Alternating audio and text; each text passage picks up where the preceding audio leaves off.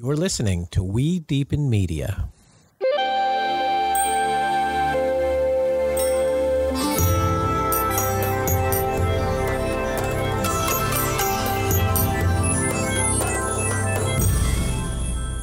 Hello, and welcome to another episode of Deepen with Christina. I'm your host, Christina Weber, founder and CEO of We Deepen, Feminine Weapon, and also a certified professional coach and matchmaker.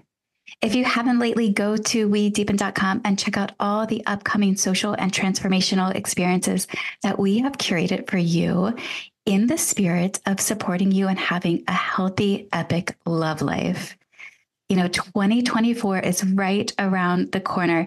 If you're listening to this after December of 2023, you're in the groove past 2024. Welcome. We have arrived. And I always know that when, New Year's resolutions tend to include your love life. And then we follow that directly by Valentine's Day. So what a good time it is to talk about and think about love. You know, one thing that I think is always so fascinating, and we're going to dive into the topic of dating experiences, like live in real life events. However, the first Sunday after New Year's in the evening is the most popular time of the entire year for dating apps. More people are online dating at that time than any other time of the entire year. So it is a good time to recalibrate, consider all the things that you've learned about love and relationship and what you desire. You know, you live one life, make all your dreams come true. And I believe, and it's not only just me believing, I mean, a Harvard study proves that the quality of your life is determined by the quality of your relationships. So check out that calendar. I'm going to continue to curate new events and experiences for you. We have Tantra Speed Date, Kimmy Inch's Something More is coming up in Austin, Texas. She has 2 immersions planned, one February 5th through the 8th, and the other February 11th through the 15th. I've talked about Kimmy Inch's work before here on the podcast. If you haven't searched Deepen with Christina, check out the episodes with Kimmy Inch. She is a pro dominatrix and a kink educator. I took her 4-day immersion in 2023, and it just blew my heart open. I also, We Deepen is the host of the Love Club, or we run the Love Club. It's a 6-month intimacy accelerator to amplify your intimacy journey. It includes peer-to-peer matchmaking, comprehensive relationship education, and accountability to your love goals. And during open enrollment for the Love Club, oftentimes people will come in and be like, I don't think I need the relationship education stuff. Well, I get it. Maybe you just happen to know everything at this point in your life. However, even if you do, to put yourself in a classroom where you are reminded and you are practicing the skills of healthy love and intimacy, I hope that you consider doing that, especially whether you're currently single or with a partner. Do it anyway. Do it with your significant other. Kimmy Inch's Something More. So it's a 4-day immersion in an erotic classroom, because most of us, sex ed kind of is very still. I had an intern recently who shared with me that sex ed for her was an awkward month in 7th grade. And we need more. There's so much that you can expand to in your erotic life. And so it can be so juicy and amplified and pleasurable, and you can play and have fun. And that's what Kimmy Inch's Something More brings to you. So check that out. It's linked from the description of this podcast, and it's on the front page of wedeepen.com, along with Tantra Speed Date and along with The Feels, which is it's a 3-hour facilitated dating experience that gets you into your body, further deeply into your heart, and you connect with amazing, amazing people. I joke about like the quote unquote conscious community, but the conscious community is expanding. Thank God. It's not just a bunch of hippies. There are entrepreneurs, investors, mental health experts that are all showing up and participating in these experiences. So check out that calendar at wedeepen.com. If you do enjoy this podcast, please do like, subscribe, rate, follow. It helps more people find it. It helps me continue to host it, and it brings more people into the We Deepen network. So you get to meet them, and you guys all get to align on relationship skills. We're going to dive into a little about dating apps and why I have, I actually think dating apps can be a tool, just like the Love Club, the Love Club, the 6-month intimacy accelerator. We currently have 22 people in this first cohort of the Love Club, and they're meeting online. We're meeting on Zoom. But during the interview process, everybody asks, I want to be I'm not really a Zoom person. I'd prefer to be with people in real life. And I'm like, great, this is a tool to get you together to be in person with one another. The Love Club is, we're 3 weeks in. It's pretty incredible. I think that there's some crushes already inside of our cohort. This group of people is age 30 to 87, and they are deepening with each other. They're relationshiping in community. And that's what I invite, whether you're in the Love Club or whether you're in the outskirts of the We Deepen community, or whether you're in your own world and in your own communities, I invite you to study love together and to relationship in community. Okay, so we're going to get into it now. I am so excited because every time that I find out that there is, an entrepreneur who is taking on in real life dating, I get really excited because it was a decade ago that I started hosting dating experiences. I called them curated dating experiences because singles events, who wants to go to a singles event now? A curated dating experience. So I was hosting them in New York City. I brought them out to Los Angeles. I did it for 2 years. And it's essentially why We Deepen was created, because I'm like, let's bring all the, there's no one place to discover all the dope dating experiences and all the relationship experiences. Let's bring them into one central location. And I got connected to Allie through Aviva. Aviva is one of our facilitators of Held, and we got connected, and I love what she's up to. She is trailblazing and pioneering dating in New York City, also in Washington, D.C., Philly, and expanding to Los Angeles. The first Feels event will be in L.A. on January 31st. That's Wednesday, January 31st. It's the day after Feminine Weapon Day. I'm going to tell you more about that later. The day after Feminine Weapon Day is the Feels. I will actually be there. So you can come and we can be in person together at the Kin, which is a dope co-working space in Venice, California. We can all meet up there and experience the Feels for the first time together. Allie, welcome to the show and congratulations on all that you're creating and tackling. Thank you. And thank you for having me. So let's start. How and why are you doing this? Like, why are you focused on love and dating and doing it in this way in real person? Why didn't you create another dating app? Well, thank you for that question. I have been fanatical about IRL for as long as I can remember.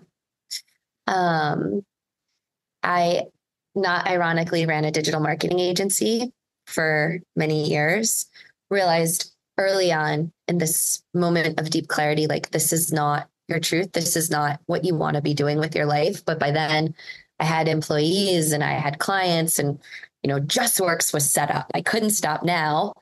And it took me 4 years to disentangle from that business, the whole time knowing, like, this isn't what you want to do. And this is not what you're here on the planet to do. Fast forward some excruciating years of uncertainty where I did things like drink ayahuasca and look at trees and beg them to help me understand what I'm here on this planet to do. I started just hosting.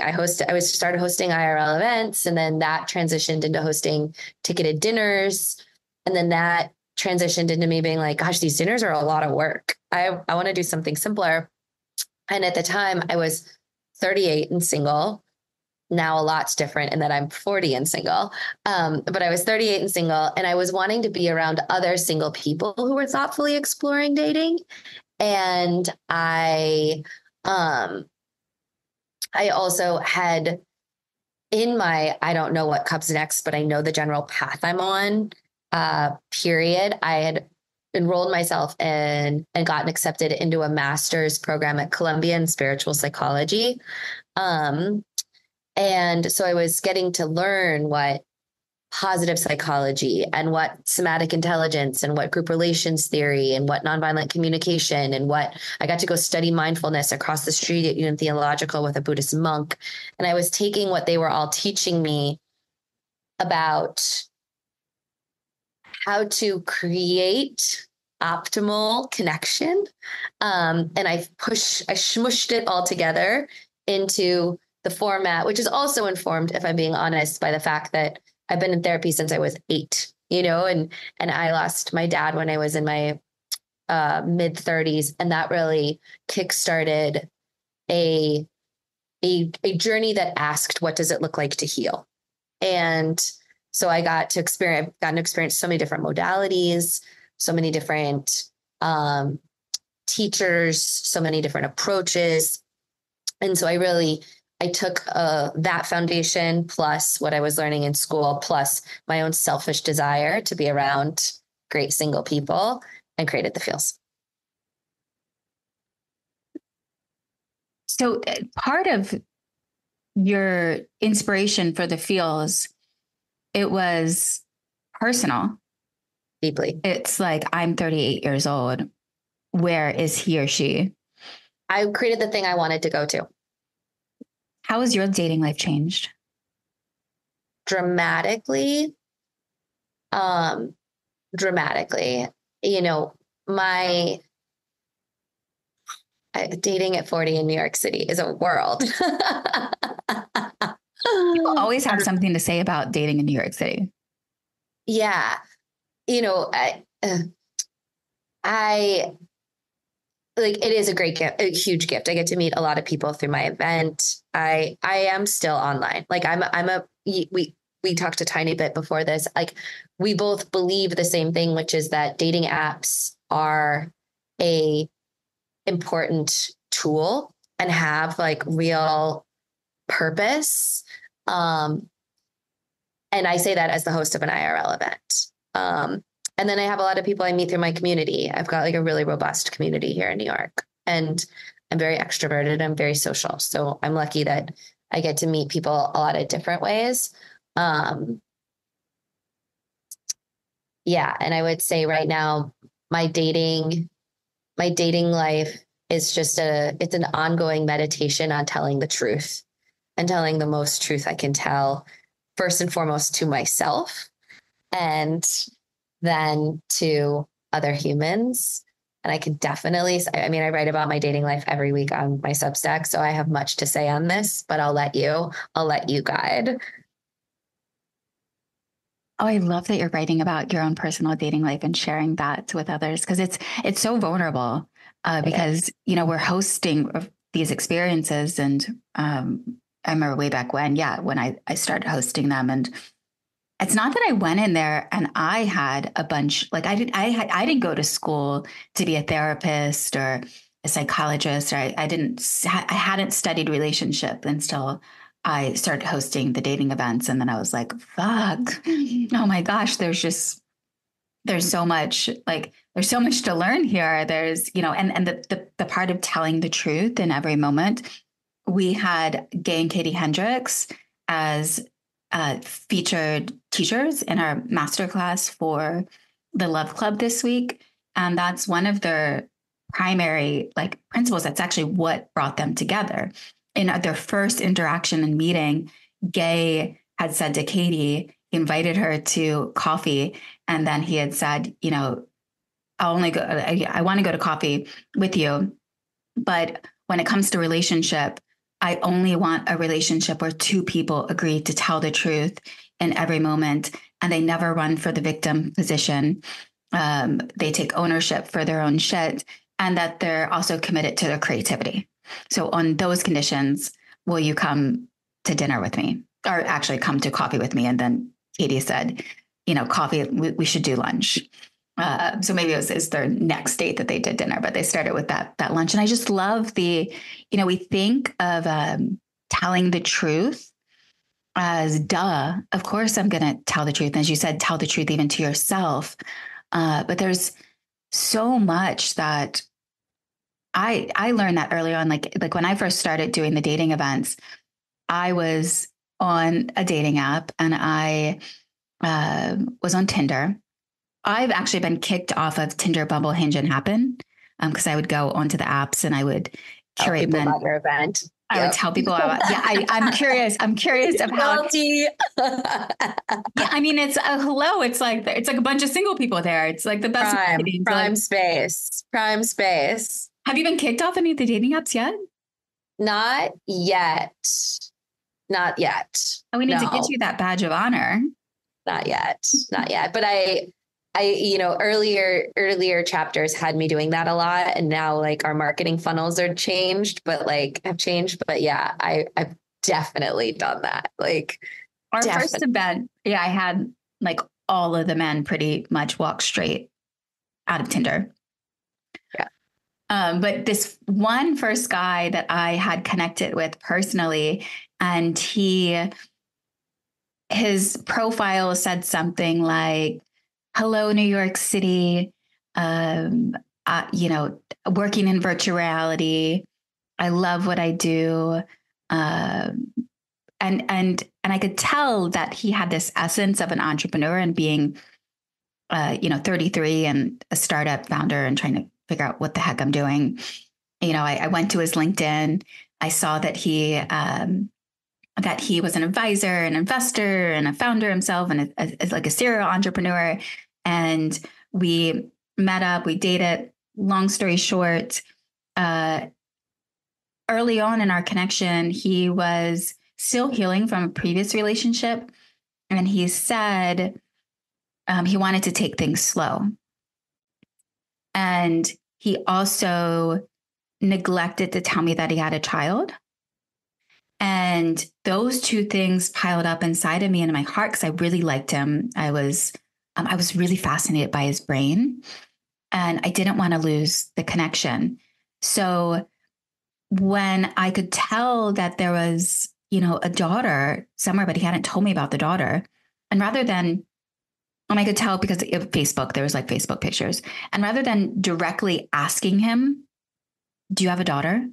Instead, the next time I met up with him, like, "So, do you have any secrets?" And then I shared, something that could inspire, that I felt like if I shared something that seems like a secret, then maybe he'd open up and tell me. And he didn't. He told me something else that was interesting. And then I just kept suppressing this. And we often think that, telling the truth is like telling, but asking questions is sometimes the edge, like asking the questions that we don't necessarily like, that are vulnerable for us to ask, because the answer may shift something. Like if we know, it may shift something. And so, yeah, I suppressed it for quite some time, that question, until like 4 months into the relationship, it like boiled up. And I don't even drink now, like pretty much nowadays. But at that time I had to have like 3 beverages. And before I got the courage to ask the question, again, this is now 4 months in, and I discovered that, yes, he had a daughter and he was married once before, and he, it was a sore spot for him. So he, yes, was withholding it and not wanting to tell me because it was a wound that he had. And I suppressed asking, and it just, it was, that those not telling the truth just creates, and I could see he had less trust in me because I wasn't speaking my truth.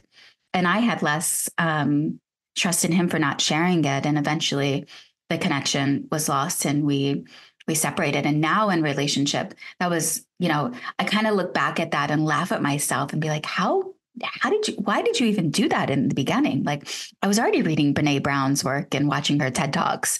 But this stuff can be so deep, and there is a practice of it in those experiences that we go through that, I look back at them and I was like, I don't want to be that person. I want to be the person that's courageous and bold. And thank goodness I went through that, because now in my relationships, I can be more real, moment by moment by moment.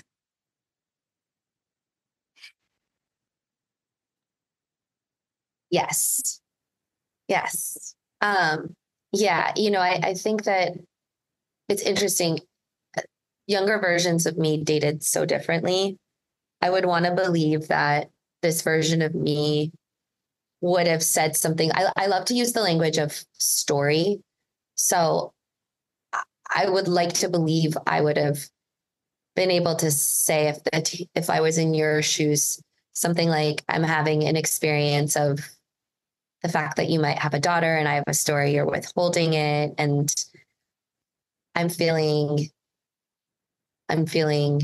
like I'm letting myself down by not bringing it up to you. Like I hear you, that I heard you say that it's so important to take ownership, right? It's not actually that the other person is a liar and a deceitful bastard. It's really that we're all on this wild human ride trying to find the best words we possibly can for what's alive for us.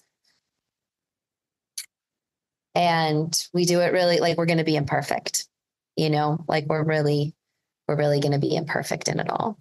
Yeah, we're definitely going to be imperfect in the dance, and learning from each of those moments and experiences. And I did do an episode with Maya Diamond, who's an attachment expert, a while back, and I brought up this story. And one thing that, as we're in our messy dance, like the other person is too, and we're feeding off of each other's energetics.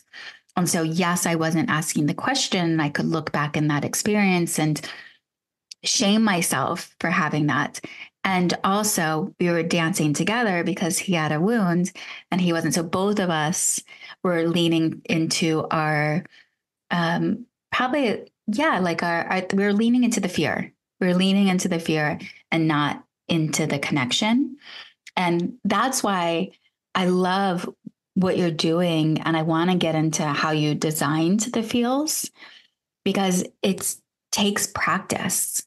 Like when you start to practice to tell your truth, you don't just wake up one day and be like, I'm going to tell the truth in every moment and go do it. Maybe that works for you. Actually, we're all uniquely designed. So possibly that works for you. But usually it's through practicing of doing it and developing your social skills. I had a conversation earlier today with a tech company who's building tools for matchmakers. And on the call, they asked of they had asked about, oh gosh, I'm blanking now what I was going to say.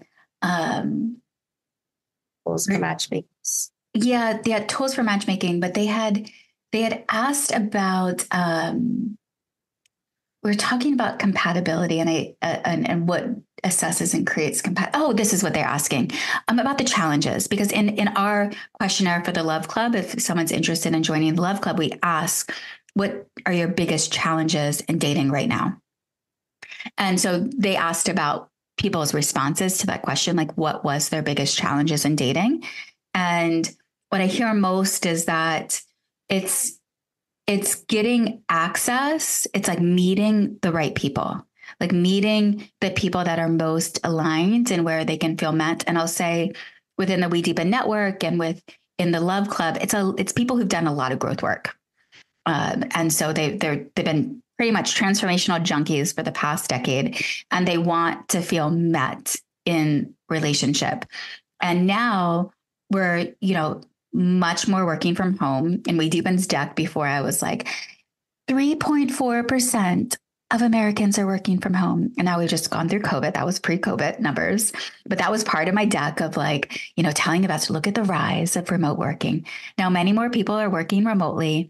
When they do go out, especially if you're doing the growth work, you're not interested in really sitting at a bar and meeting people there. So where do you go to be around those types of people that you're interested in dating? And that I think is access. And then, so say you get access, but now you're unpracticed because you haven't been going to the spaces and you haven't practiced relating. So what I love about an experience like the Feels is that you're giving them the practice as well as the experience. And too, I like to say, I imagine I would tell people if I was, as I'm sharing about the Feels, it's like, go to the Feels because it'll activate your radiance and put you in a state of practice that you might just leave the event and go to Whole Foods and meet your person there. Mm-hmm. Yeah. As a team, we talk about it as a toolkit. And you were mentioning the format and you were mentioning the experience, like in each. So when you come to the event, you're paired 4 times, and in each pair, there's a prompt. And the questions are, for instance, what's something that you've had to unlearn from your parents, or what's something that you were surprised to learn about your sexuality in the last 6 months. They're really designed to get you, if you feel called to share, to that second layer. Everyone's got that first layer of here's what I do, and here's my first layer of polish. And these are designed, the questions are designed, the prompts are designed to get you to share where you're at in this wild human ride. You talk about it in the context of people who have done inner work. And, I think there's definitely people that come with a lot of exposure to, people that are in therapy and have been in therapy for a really long time, people that meditate every day, go to a lot of yoga and sound baths. Like there is definitely that, but there's also people that don't necessarily feel part of that as a subculture and, are still more than capable of sharing what's something they've had to unlearn from their parents. And so we create that space for people to share. And then what happens immediately after is a positive reflection for 45 seconds. And that's designed to do a couple of things. One, it feels so good to know when we're heard. It can be as basic as I repeat what I've heard, and you're giving someone the gift of showing them that they've been heard. It also, like, dropping us into a state of appreciation, like being seen through the eyes of another, even if that person is a stranger, is such a powerful reflection. And that section is really inspired by the work of the nonviolent communication movement, and Marshall Rosenberg. So then the next thing we have them do, or the next thing in the pair, is a somatic element. And that might be an eye gaze. It might be a long held hug.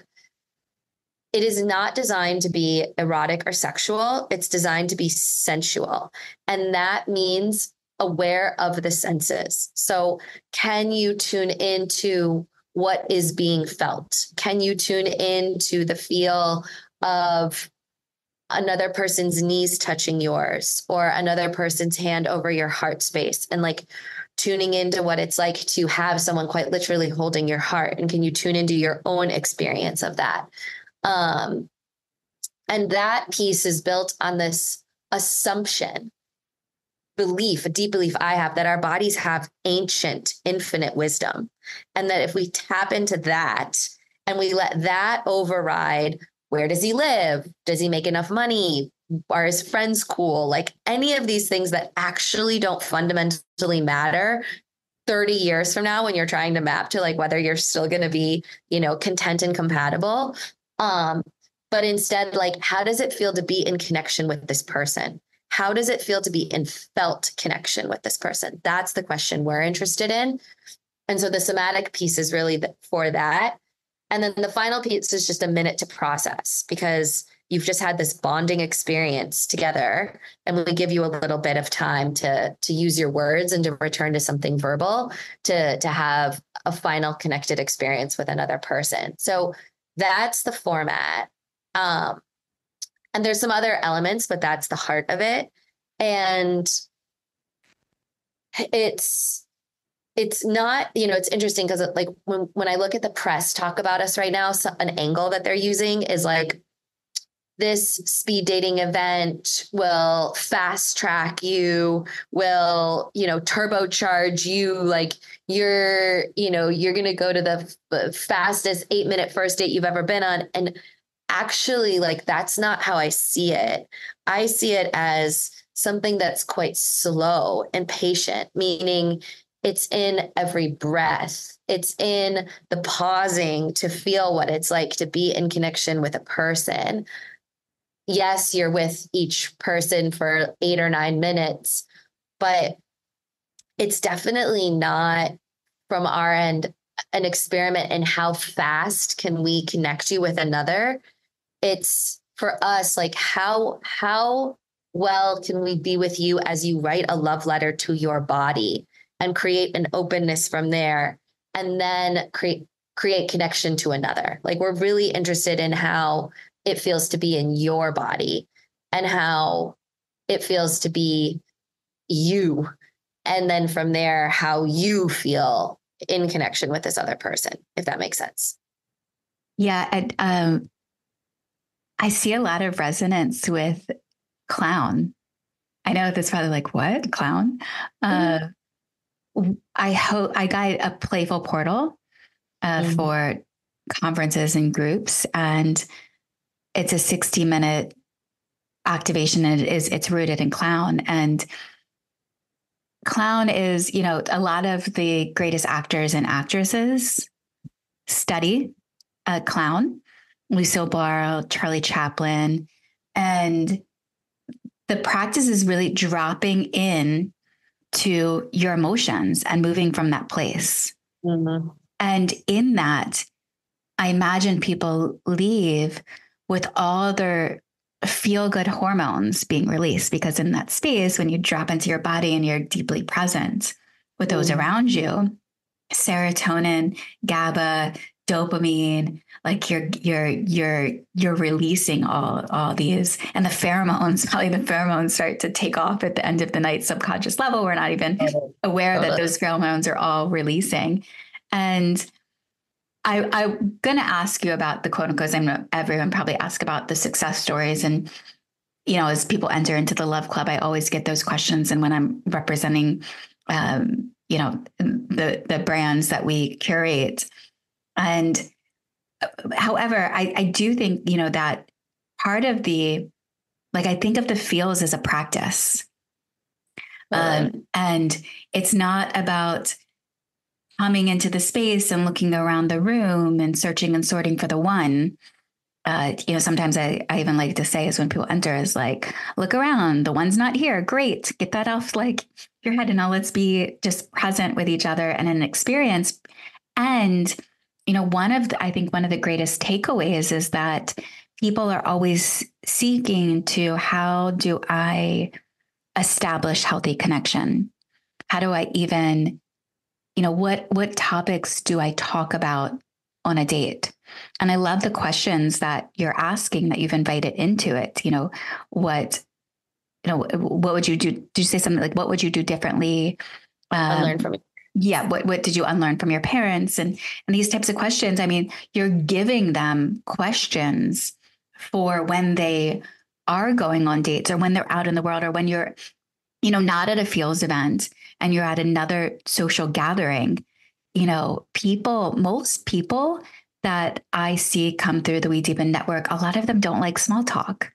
So if you take these questions and you go out in the world and you're, sitting at a bar, or you're, at leaving a church experience, or socializing at a dinner party, like you're giving them information that they can then utilize outside of the field. So looking at it as a practice, like getting out of your head that you're going to come and meet the one.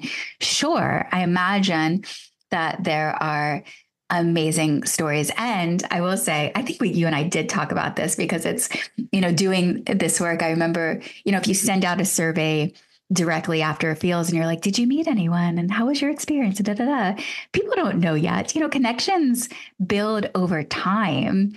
And so I would typically find out that people were dating is because I'd run into them at other events and I'd be like, what, oh, you guys are, how, what? Oh my gosh. I'm like, and then they would tell the story that they met. We'd almost have to send out a survey like 6 months later. Did anything happen with anybody that you met at the Feels? I'm not. So one of the blessings of incubating the Feels while I was up at Columbia is that it basically became my master's thesis. And as part of the thesis writing process,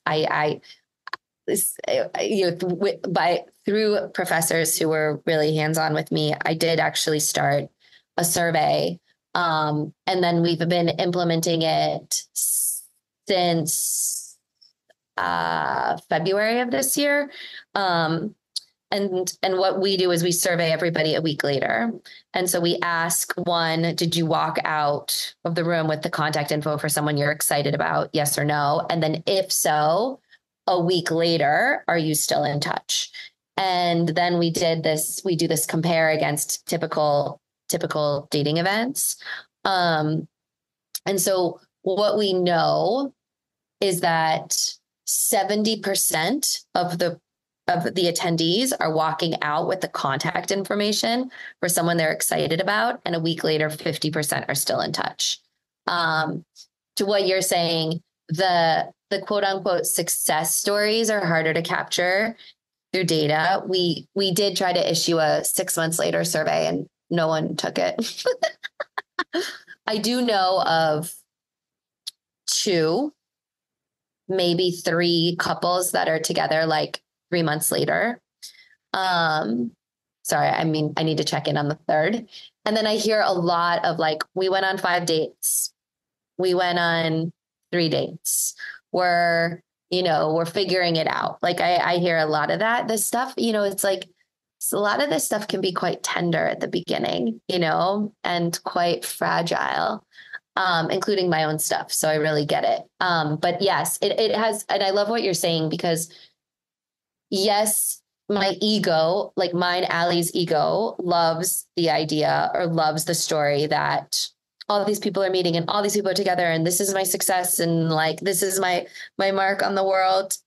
I'm so great because my event made couples, and I really have to pull myself back from that because it's not fair to them or to me. Like we've spoken about this, but I want us to write the book on better relating together. I think I am dating at a time when, and I have been dating inside an ecosystem where really bad behavior has been allowed to run rampant. It's, if the old paradigm and your work really represents this, like the matchmaking and meeting through friends and meeting through work and meeting through bowling and meeting through your parents and meeting through church, like that really ended with boomers and, Gen X, but really millennials. We've been the first to be wholly dependent on dating apps to introduce us to people. And I think what's happened is that as a generation, we millennials, like we're not treating each other well. Like the fact that we're ghosting and we're breadcrumbing and we're gaslighting each other as much as we are is because there's not strength in the synaptic tissue of these connections, right? Like you exist through a screen. I have no obligation to you. There's no friend that's going to be like, dude, what is up? Like, what, you did that to her or you did that to him? Like there's not the same protections against the proliferation of negligence, like really. And so, what I want to stand for, and this is so much of what you do too, and why I love getting to be in partnership and connection with you and people like you, is that I do think that we're ready for a new path and I want us to pave it together. And for me, that path is baseline, more truthful. That story you told was really powerful because I think that the sooner we can be truthful with each other. Like, and maybe the truth sounds like, hey, I'm nervous. I'm scared. I don't know if I want to date somebody with a kid, or I'm nervous. I'm scared. It feels like you're withholding something, or, hey, let me own that I've got some judgment of you because of blank, or, hey, like, I just want to share the experience of this right now feels blank. Like there's so much incredible amazingness that's there when we tell the truth. And there's, as you said, like the material corroded when the truth couldn't live between you and that person. And so, you know, whether it's the feels, whether it's my Substack, whether it's, you know, how I am on a daily basis in my life, like I just want to stand for the truth over and over and over again. And, you know, sometimes the truth is I've got some shadowy, dark shit and it plays out with people, and I can see what I can see in any given moment. And there's some stuff I can't see. And sometimes it's not staying to tell more truth. Sometimes it's just going and like saying like, okay, like this ends here and we're not going to perpetuate this drama anymore. And sometimes it's the wisdom to know the difference. But I really do stand for like, tell as much of the truth as is available to tell in any given moment, even if it's just somebody on the other side of a screen in your, you know, chat collection on an app you're barely tuning into. Like, I'm still a fan of telling as much truth as you can tell. Yeah, you know, the tenderness too of dating that you and hosting these events. I do remember back in the day, at times there would, you know, I had some people cry, or yeah, it brings up, you know, it really brings in your emotions, and the crying is good, and it's to hold these spaces and to hold that sensitivity, in reverence. Totally. Jillian on Love. Do you know Jillian Tlackley? I believe is how you pronounce her last name. I love, oh my God, look up Jillian on Love podcast and Jillian Tlackley. She is, I don't like to necessarily compare thought leaders. You know, people in the past have been like, this is the upcoming Esther Perel. She's a separate being. But Jillian on Love and Jillian Tlackley, she is, she's so, her wisdom is subpar. Like it's perfect. It's the medicine that she's giving right now. And she recently did a podcast episode, or maybe it wasn't recent, but one that I listened to, as she spoke about, you know, what you're saying is that in dating and dating apps, specifically, it's strangers. They're strangers coming together. And when you don't have that glue, and when we're also living very busy lives, you know, a lot of us are working to survive and make impact in the world, plus dating at the same time. I remember years ago hearing the stat that during fantasy football time, that productivity in the workplace would decrease amongst people who participated in fantasy football. And for employers to take into consideration that when your employees are in toxic relationships or desiring love in relationship and dating, that there is, you know, their focus is on that as well. So designing experiences and support systems for their love life and giving them, like, I love this, you know, of incorporating a practice like the feels and surrounding yourself with people who go to experiences like that and who are studying love and studying relationship. This is where you know, it's the relationship in community. And I feel so blessed to be, you know, surrounded by some of the greatest relationship experts there of our time right now, and authors and TED speakers and psychologists and whatnot. Because, you know, that question game that we brought up of me, you know, suppressing that, I had Ken Page of Deeper Dating and the Deeper Dating podcast. He's a colleague and a dear friend. And I remember on a recent months ago on a we were talking about work, and then we checked in about my love life because Ken is in his 60s and he's a psychotherapist and he's married. And he calls himself, he was chronically single for like 20 years, although Ken, he's an interesting person for you to know too, because he started doing dating events in New York City circa 2003 for the LGBT community. Wow. And, but yeah, we're at the end of this call, and I was dating, somebody who now I'm in relationship with. But at this time he said, Christina, just ask him this question. And I spoke about this on the last podcast but I didn't give the question that I asked him. And he said, ask him this question because this man that I was, in relationship with now, but at the time we were dating, he was newly single after a 17-year marriage. And I could feel his soul needing to date and have dating experiences. And of course I show up and start dating him at that time. And so there was some turbulence inside of that, but it was also perfect for me because I can be avoidant. So it allowed me, every time I'd back out, he'd call me back in. But he was dating multiple people, and Ken said, ask him if he is open to having a primary partnership with you. Mm. And I remember that day I had invited him over to my place later that night, and the question from Ken is in the back of my head. And I remember feeling like, I'm so annoyed. I don't want to ask this question.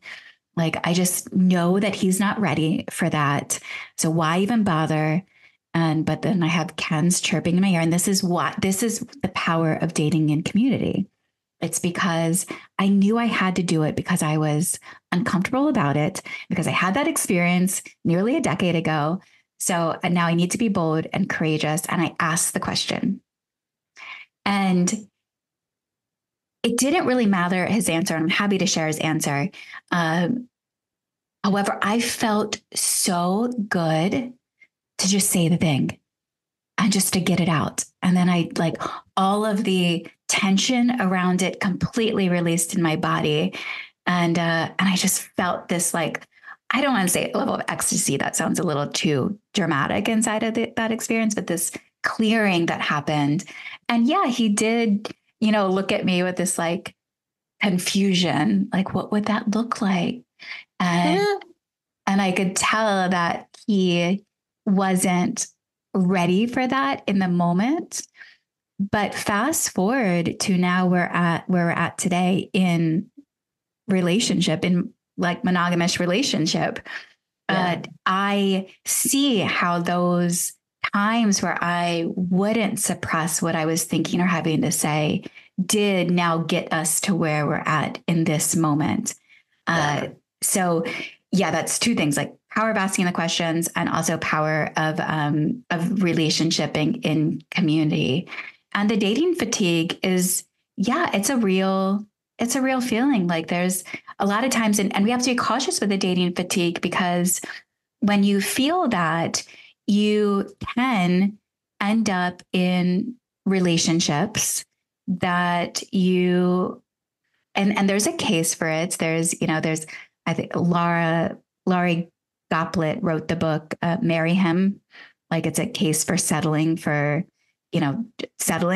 okay. In her book, I hear when you actually read the book, it's not necessarily, that of fully settling, but you can end up in relationships that aren't really in full alignment if you don't like dating, or if you believe that there's scarcity in dating, where a lot of people do get into this mindset, that there's, I'm over 40, there's not lots of great men. They've all been taken at that age.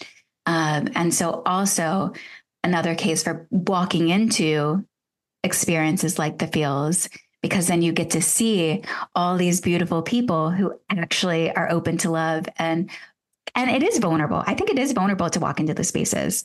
It's bold. It's courageous to walk into those spaces, because oftentimes we don't want to even admit that, we're open for love or looking for love. And I don't know why we do that as humans.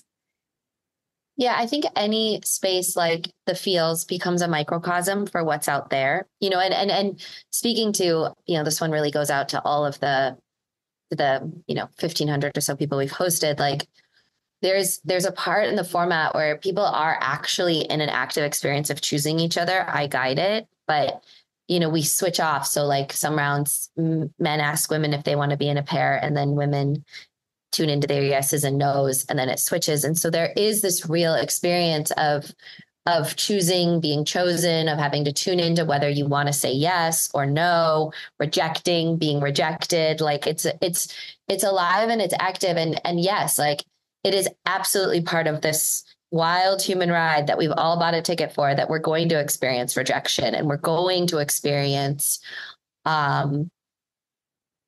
the person that we like choosing us, and then we're going to experience, them like not reacting the way we would like them to, and then we're going to experience disappointment, where we're going to experience them being totally aligned. Like all of these are like very much the spectrum of what's available to us if we are brave enough to step forward.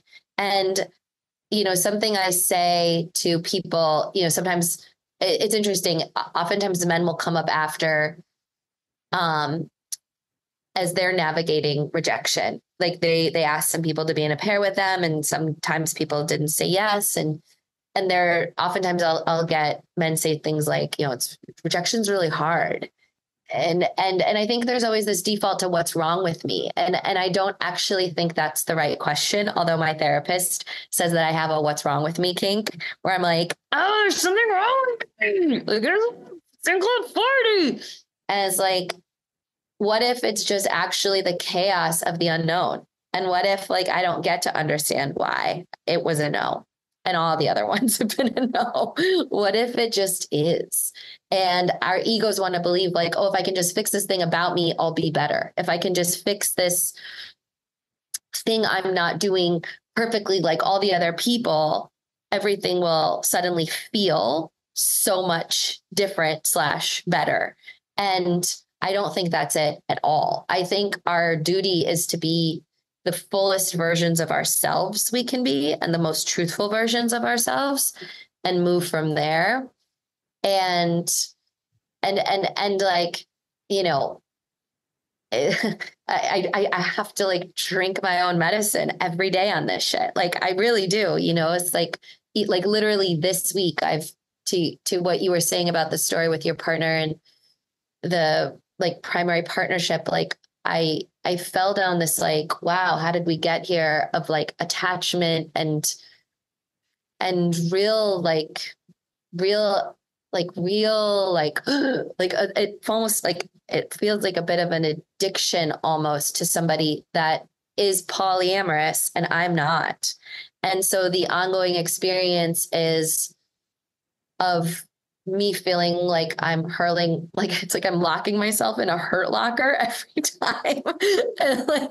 and it's been like the better part of a year, and in a rotation, not like consistently. And today there's very much this like feeling of like, oh my God, like it would be okay if I was 25 and doing this, but I'm 40. Like what is going on? And something I sat with, because I can get overwhelmed by like, oh God, like how am I going to hold this like stay away line? Because I'll get in this like, I can't do this anymore. I gotta stay away. And then I get nervous. I'll fall, like I'll lose the resolve. I get scared that I can't trust myself. And so to this morning, I was with that fear, in this newly silent zone we're in. And I sat with like this idea of like, I don't have to know that I'm not gonna engage 5 days from now or even 5 hours from now. All I have to know is that like, it is absolutely my truth that this person is a no. And like, and that's the only thing I need to be focused. Like, that's the only thing I need to carry forward with me, is just like, the truth is this is a no.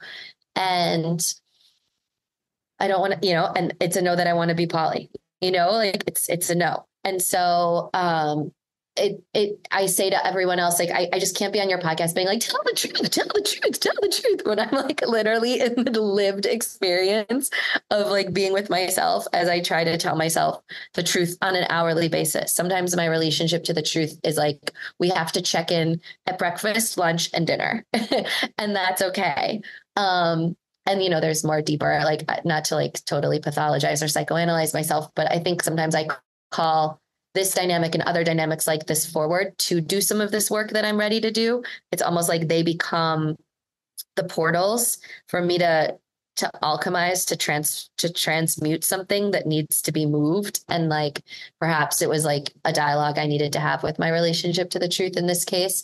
Got some other theories. Again, this podcast isn't about me psychoanalyzing myself. So I'll stop there. But it is to say that I really do believe like none of us have all the perfect answers. Mm-hmm. Like the best we can do is be asking the best questions we can ask in any given moment, and trust ourselves, like just like that's it. Like all I want to do is trust myself. I love people like us. It's this willingness to lead, but at the same time admit like, I have no fucking clue what I'm doing. No fucking clue. Like the beginner's mindset. It's like the beginner's mindset constantly in every moment. What are your relationship goals, your personal relationship goals?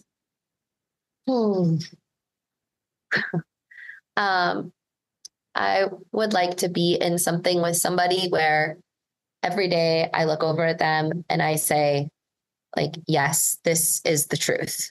That like, yes, this feels like absolutely where I want to be. And I would love for there to be this feeling of like, wow, this is better than I could have ever imagined it. Like this is actually better than I could have dreamed possible. I feel like so much of my dating stuff is like, okay, well, it's this, but not this. It's got this and something, these, and it's just like, it's just like stuckness.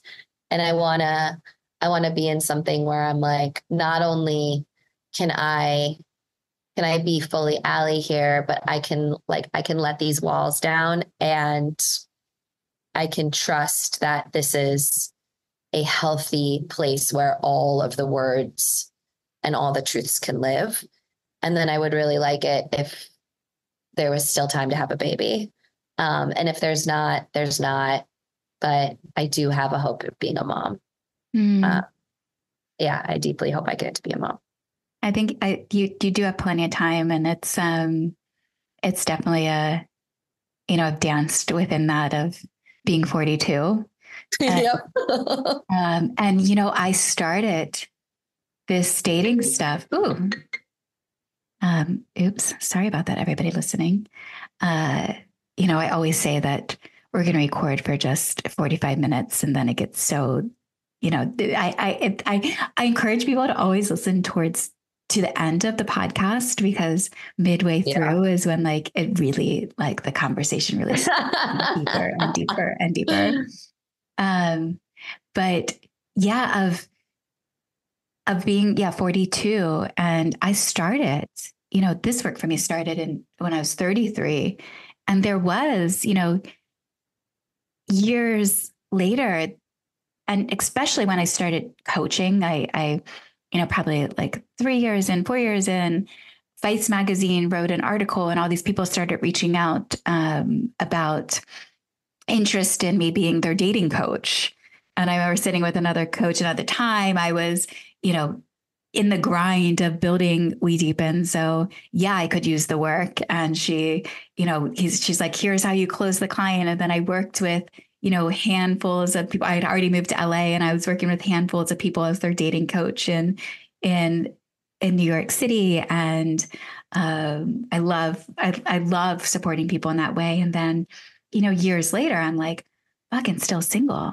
And I even did, I don't know if you know this about me, but I did a reality TV show called X-Rated with Andy Cohen, where I sat with 3 of my exes one at a time, and they had rated me in specific categories before we showed up on set, and they revealed those ratings about me, like affection, initiation, like initiating sex, flirting, how, just all these different categories. And there they were, they revealed. And then the end of it, they lined all the guys up and are like, do you want to get back into relationship with any of them? I'm like, what is this life? Like, this is like 8 years after I started this dating event. How am I still single at this moment? And now, I will, like, when someone joins for the Love Club, I say this is about amplifying your intimacy journey, because each of us have a different, unique path that we'll take around love this lifetime. And there is this moment of now entering relationship. And this is new, like the entering, we started dating at the top of 2023. And it took us, there's dating for like 9 months. And then I went no contact. You said something like silent pause. Someone once told me that they were taking a sacred pause. Well, I went no contact for 3 months. Yeah. And then now when we've reunited, we've now entered relationship. And so it's new. It's, we're new in that stage, about like a month and a half in, but I am grateful that I was, I always like to use currently single, because I am statements are so powerful. Instead of I am single, I'm currently single. And I was grateful that I was single as entering in this relationship. And it's interesting because I have always thought I'd be a mother too. And I went through, I co-founded Relate Fest in, we hosted the first one in the top of 2022. And there was a hypnotherapist that was one of the speakers. And I pulled her aside and I asked her about working with me and doing sessions with me to hypnotize me to not want a baby anymore, because I didn't want that to be part of my dating journey. I know. And now this relationship that I'm in, he has, 2 teenage children, and again, newly out of a divorce. It's not like someone comes out of them, they're like, I can't wait to do it again. Yeah. And I actually, though, I will say, I do know some men, that want to do it again. In particular, that's coming to mind, that he ended a marriage because she didn't want to have more kids. And he didn't want to not have the opportunity to have more kids. It's funny, though, this man is also seeing somebody now who she doesn't want more kids. So we get ourselves into these journeys. And so this man I'm dating, he doesn't necessarily want more kids. But when we did come back together, we talked about it. And he said, because it was really important for me that I was able to bring my truth in every moment, my desires in every moment. So it's okay right now for me. But if something changes in our connection, and I do want that, he's open to exploring how we could create something like that. Although he hasn't gotten to a place he's like, yes, I want to have another kid. He is, there's an openness to talking. And it was also, I think this is interesting to note, in those first 9 months of when we were dating, I didn't have penetrative sex with him. Wow. Because I wanted to be truthful in every moment. And I felt that would cloud me able to be like, if you put your cock inside of me, I might suck up your sperm and pregnate myself. Yeah, so I couldn't say that if we were having. Totally. Yeah. I've had a dating experience like that not too long ago too, where it was like, there's something so kinetic but unstable here. And until I really understand what's going on, if we add this element, it's going to distort the field so much that I won't know how to find me anymore, or find truth, or find north. And so, yeah, I think, and to that, God, our bodies really do have such infinite wisdom. Our bodies know. And, yeah, I mean, there's so much I can say about this, but yes, I'm glad you told that story. I've definitely had the same, and I raise it up really high. I also too think that, a case for the feels and other, conscious curated experiences, a lot of society when they're in dating, they tend to go from talking to fucking. Yeah. we're going to jab, jab, jab, and then we're going to fuck. And maybe I remember the whole, like this, I don't know. I guess this probably still is like seated around town, but like 3 dates, like we've done 3 dates. And so the 3-date rule, we have sex at that point, but there's so much that can be explored in the in-between. Totally. Like you only have that one in between. And there's, and that's what these spaces do. They give, the minds the ability to expand into what else is available to feel intimacy, because we want to feel, that's why we go to have sex, because we want to feel connection, we want to feel intimacy, and for getting filled up in other ways, and we learn how to fill each other up in other ways. And, this, I feel like listeners are going to be like, what the fuck? But like this particular man, he would go down on me for like, 4 hours, like 8 hours. I would like go to his place for, and a sleepover, and I would arrive in the evening and leave in maybe like the early afternoon. And this is going to sound crazy, but there was times where I was, he was, I'll just use the term going down on me, but like for like 8 hours at a time. And I want to inspire men. Like there's so much to discover about the feminine body, and what's possible there. And it can be so exciting, because I have this theory, and I know your experience right now, we can talk about, like, I'm going to talk heterosexually in this moment. But I have this theory that man's life purpose is to make woman happy. Yeah. And not to be responsible for her happiness. But sometimes when I'm, in one-on-one with coaching with men, I'll be like, imagine a world where you walked out the door and the women were radiant. They were, it's kind of, we as women in New York City, I know, like walking through the street, sometimes there's this frustration of like walking by the construction worker when the people are like, smile. And but the realness of that, underneath of that, is they're saying that because they receive, like, it fuels them. Your smile and your radiance actually fuels them. So if we can be in this,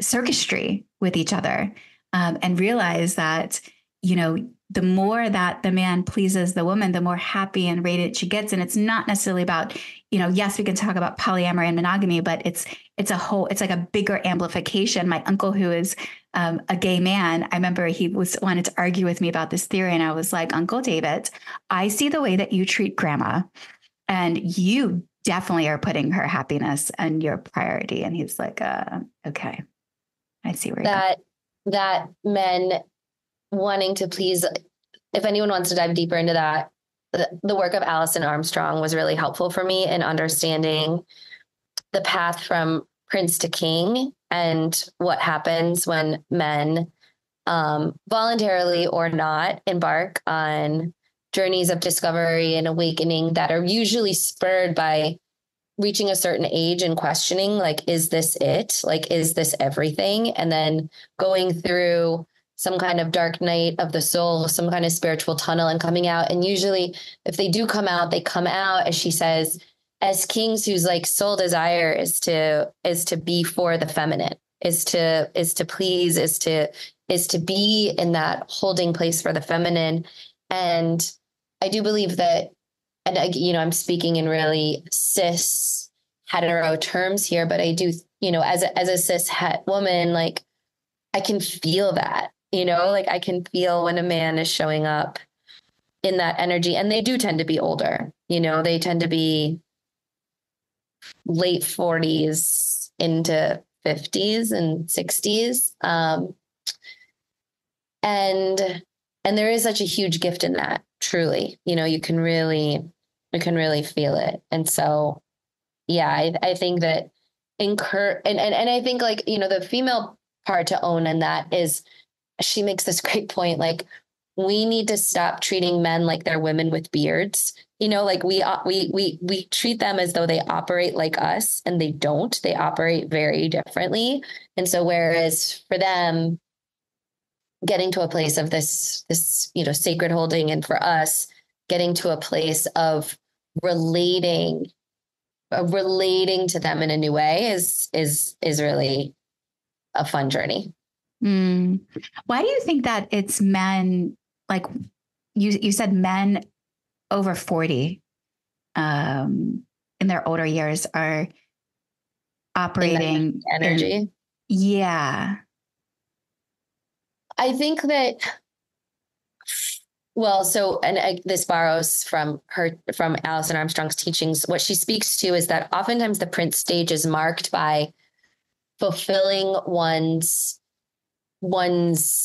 story of their calling. So like a man in the Prince stage, he's building a castle. He is building, and then he's perhaps defending, and he's very much in the construction and the battling and the protection of something. And so she speaks to the fact that there's two kinds of princes. One is like either like, hey, I got to go build, and when I'm done building, you can come, or hey, I want you to build alongside me. But it's usually once they're done with that building, done with the constructing, done with the castle defending, and they say, okay, I'm ready to go. Like I'm ready for something else, that the transformation happens. Makes sense. I have one more topic that I'd like to unpack with you, but first I want to check in of time. Are you okay? I do. I've got a little bit, but we do have to wrap. Okay. This I think it is an interesting, and we can just touch on it for a moment. But I'm curious, you mentioned something earlier around finances. And that you had said something like that doesn't matter later in life. Finances is an interesting topic. Sorry, I don't believe that. You don't believe that? No. Okay. No. I think look, I've done a lot of work with my therapist on this. And I'm speaking interpersonal, like I'm speaking from as Allie, not as Allie, the host of hundreds of people. You know, I want everyone to map their own path on this, but I am aware that I index for financial solidity, stability, security.